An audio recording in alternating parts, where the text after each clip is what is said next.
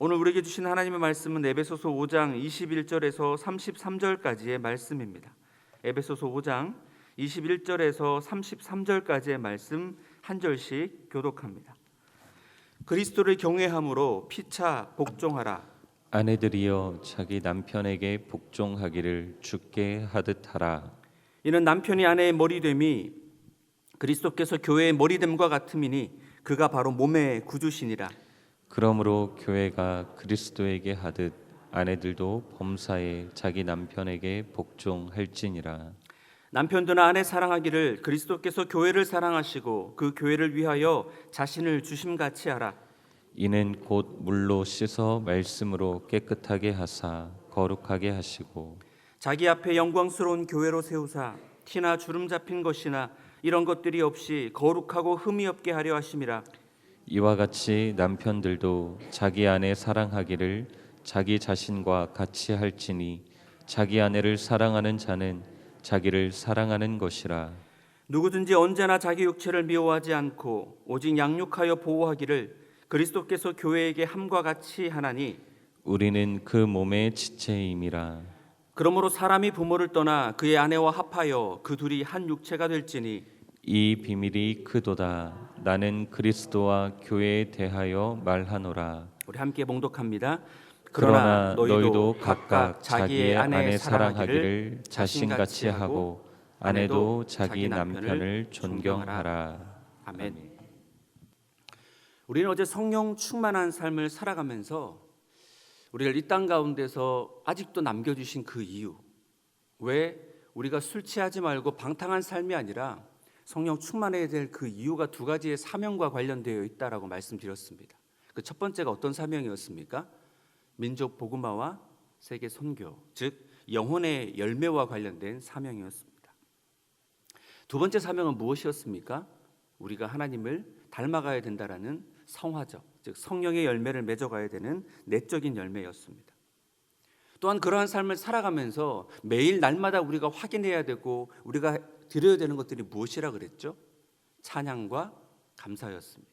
매 순간 터져나오는 찬양과 감사의 그 감격을 드리면서 주님과 함께 신실하게 동행해 나가자, 이런 말씀을 드렸습니다.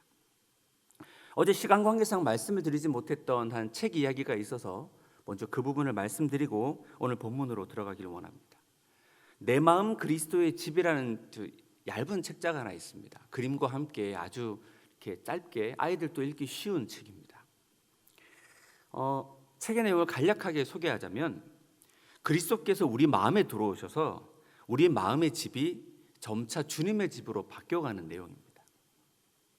첫 번째 방은 서재가 나오는데 그리스도인으로 필요 없는 책들을 주님께서 불편하다 말씀하시면서 그 책들을 한 권씩 한 권씩 정리하고 그 방을 하나님의 말씀으로 채워가는 그런 장면들.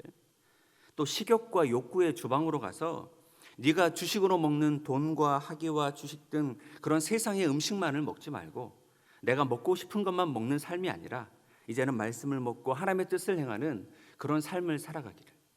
나아가 세 번째 방은 거실인데 네가 오락을 하고 즐기고 노는 그런 공간이 아니라 하나님과 교제하기 딱 좋은 방이니까 매일 아침 여기서 만나자고, 이러면서 각 방들을 점차 주님의 방으로 변화시키는 내용들입니다. 네 번째 방은 작업실, 다섯째 방은 오락실, 여섯째 방은 침실, 그리고 마지막 일곱째 방은 벽장이 나오는데 그 벽장은 아무에게도 알리고 싶지 않는 것들을 꽁꽁 숨겨놓은 벽장입니다. 예수님께도 보이고 싶지 않아서 그 자물쇠로 틀어막고 있는 그 공간. 그러다 보니 어떤 상처, 아픔, 미움, 수많은 것들이 막 쌓여 있어서 썩어 있고 냄새가 나고 곰팡이가 핀 그곳마저도 주님께서 그 방문을 여시고 거기 있는 것들을 하나씩 깨끗하게 청소해주는 그런 장면들이 나타납니다. 그리고 마지막으로 하나 중요한 것이 있는데 그것이 무엇이냐면 명의를 이전합니다. 지금까지 예수님이 우리 마음에는 오셨지만 여전히 당신은 손님이었습니다라는 삶을 회개하고 이제 정말 예수님이 진정한 내 마음에 그리스도가 되셨습니다, 주인이십니다 라고 해서 명의를 이전하는 그런 자리로 나아가는 책입니다. 여러분 꼭 한번 읽어보시기를 권면드립니다. 저는 이 책의 내용이 우리 그리스도인이 생각해야 되는 내적인 어떤 성령의 열매를 맺고 성령 충만한 또 다른 삶의 모습이 아닐까 생각해 보게 되었습니다. 날마다 여러분의 마음의 집에 주님이 주인 되시고 더욱 충만한 삶 살아가시기를 주님의 이름으로 축복합니다. 자, 이제 성령 충만함을 받았다면, 성령 충만한 삶을 살아가야 된다면 어떻게 살아가야 되느냐? 우리 21절 말씀을 함께 읽어보겠습니다. 시작. 그리스도를 경외함으로 피차 복종하라.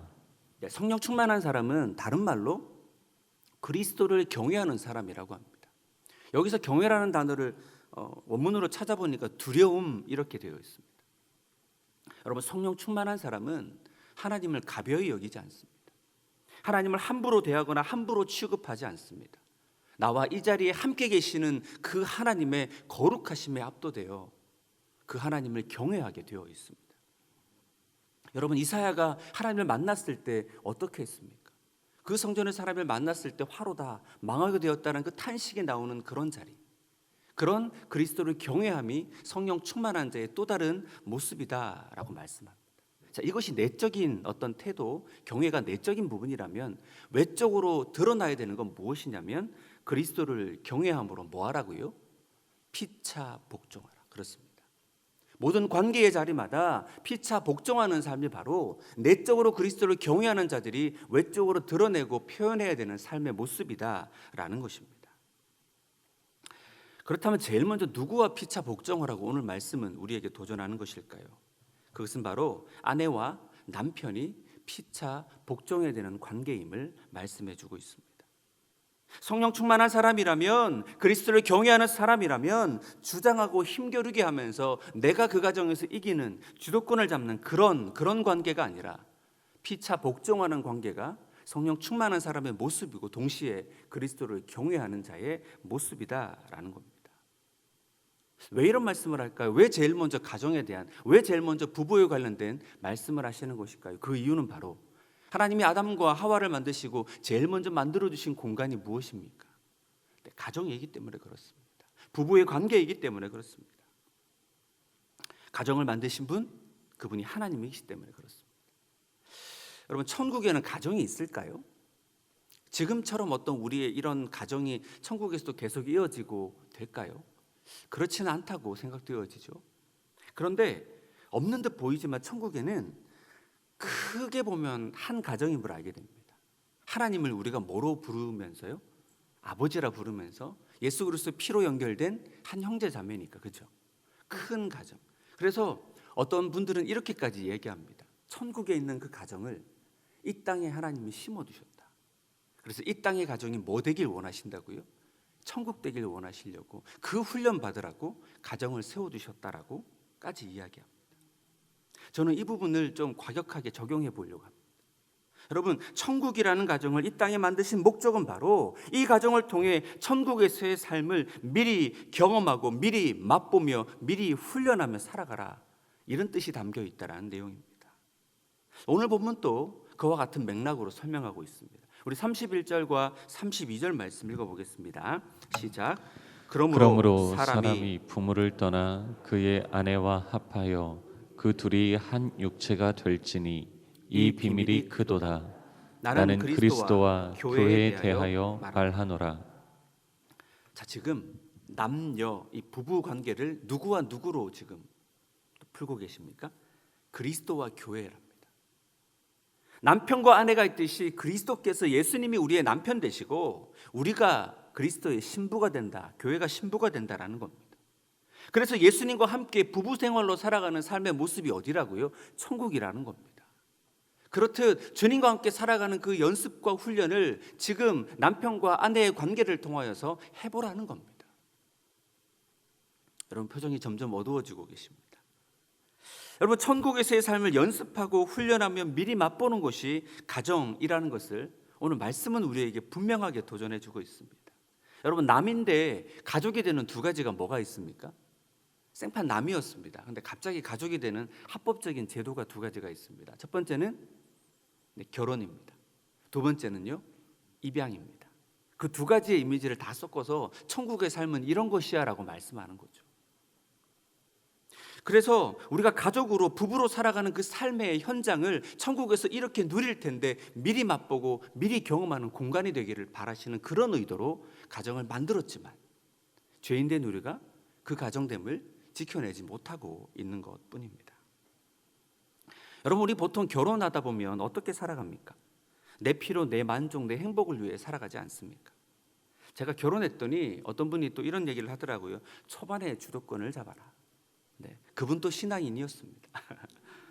그랬더니 또 아내는 듣고 왔더니 남편은 멸치 볶듯이 자주 볶아줘야 된다, 이런 얘기를 듣고 오고. 왜 이렇게 되었을까요? 서로의 주도권을 자꾸 주장하는 전쟁터가 되어버린 것은 아닐까요? 그런데 오늘 말씀은 그리스도인의 가정은 다른 목적으로 전대한다는 것입니다. 그것은 바로 천국에서의 삶을 미리 연습하고 미리 경험하며 미리 맛보는 공간이라는 거죠. 내 에로스적인 그런 사랑에 이것을 풀기 위한 공간이 아니라 하나님의 사랑인 아가페의 사랑을 훈련하는 곳. 아담으로서 이기적으로 살아가는 그런 삶이 아니라 돕는 배필이 되어서 서로를 채워주고 도와주면서 그렇게 하나 되어져 가고 그렇게 천국을 만들어가는 과정. 이것이 바로 하나님이 원래 요구하셨던 가정의 모습이다라는 것입니다. 자, 그러면 어떻게 하면 이런 가정을 세워갈 수 있을까요? 우리 에베소서 5장 22절에서 24절까지의 말씀 읽어보겠습니다. 시작. 아내들이여 자기 남편에게 복종하기를 주께 하듯 하라. 이는 이는 남편이 아내의 머리됨이 그리스도께서 교회의 머리됨과 같음이니 그가 바로 몸의 구주시니라. 그러므로 교회가 그리스도에게 하듯 아내들도 범사에 자기 남편에게 복종할지니라. 아내들이여 뭘 하라고요? 아내들이여 뭘 하라고요? 네. 네, 이런 분위기가 나올 줄 알았습니다. 네, 저도 말씀을 준비하면서 이게 될까 이런 마음까지 사실 들었던 건 사실입니다. 여기서 복종하다는 단어를 찾아보니까 질서라는 뜻입니다. 그러니까 맹목적으로 굴종하고 비굴하게 복종하며 살아라는 얘기가 아니라 질서에 맞는 삶을 살아가라, 이런 뜻입니다. 마치 삼위일체 하나님의 관계인 거죠. 삼위일체 하나님은 서로 우열이 없는 동등한 관계이십니다. 그런데 구원이라는 목적을 위해서 성자 예수님이 성부 하나님께 자발적으로 뭐 하셨죠? 복종하셨습니다. 성령 하나님도 그 구원의 목적을 이루시기 위해 성자 하나님과 성부 하나님께 자발적으로 복종하셨다. 이것이 바로 성경이 말하는 질서, 복종의 실제적인 의미라는 것입니다. 그래도 여전히 표정이 불편하십니다. 같은 남자라고 제가 남자 편 드는 것 같습니까? 지금 조선시대도 아니고 어떤 이렇게 복종하라니요, 그렇죠? 그럼 남편들에게는 도대체 하나님이 뭘 요구하시는지 우리 25절 말씀 읽어보도록 하겠습니다. 시작. 남편들아 아내 사랑하기를 그리스도께서 교회를 사랑하시고 그 교회를 위하여 자신을 주심같이 하라. 아니, 남편들에게 요구한 건 뭡니까? 사랑하라. 아니, 복종이 쉽습니까? 사랑이 쉽습니까? 사랑이 더 쉬워 보이죠. 그런데 이 사랑이 어디까지의 사랑을 얘기합니까? 교회를 위하여 자신을 주신같이. 자, 예수님이 우리 교회를 위해서 자신을 어떻게 하셨습니까? 네, 십자가에 못 박아 죽으셨습니다. 지금 남편들에게 요구하는 것은 무엇이라고요? 네, 죽으라는 겁니다. 십자가의 그 사랑으로 날마다 죽으라는 겁니다. 아내들에게 요구하는 것은 자신을 쳐서 복종시키는 것이고 남편들에게 요구하는 것은 날마다 십자가의 사랑으로 죽으라는 것입니다. 누가 더 큰 부담을 갖고 있습니까? 남편들입니다. 하나님이 그만큼 더 많은 책임을 요구하신다라는 것입니다. 그럼 왜 복종하고 왜 죽어져야 되는 것일까요? 여러분, 에베소서 5장 26절과 27절 말씀 한번 읽어보겠습니다. 시작. 이는 곧 물로 씻어 말씀으로 깨끗하게 하사 거룩하게 하시고 자기 앞에 영광스러운 교회로 세우사 티나 주름 잡힌 것이나 이런 것들이 없이 거룩하고 흠이 없게 하려 하심이라. 네. 뭐를 위해서요? 거룩을 위해서. 여러분, 가정의 공간은 내 행복과 내 만족과 내 어떤 것들을 부족한 것들을 저 사람으로부터 채우려고 하고 저 사람을 어떻게 조정해서 내 만족이 되는 그런 것들을 노력하는 공간이 아니라 하나님을 닮아가는 거룩한 공간이 되기를 원하시는 겁니다. 나 자신이 거룩해질 뿐만 아니라 상대방까지 거룩하게 만드는 그 거룩함과 사랑이 그 가정의 존재 목적이다라는 것입니다. 여러분, 이게 쉽습니까? 여러분, 남편에게 복종하려고 하면 여러분 화병으로 천국 먼저 갈 것 같지 않습니까? 그렇지 않습니까? 우리 아내가 한번 그런 얘기를 하더라고. 우리 집에는 큰아들이 제일 말을 안 듣는다고. 저는 예찬인 줄 알았습니다. 네.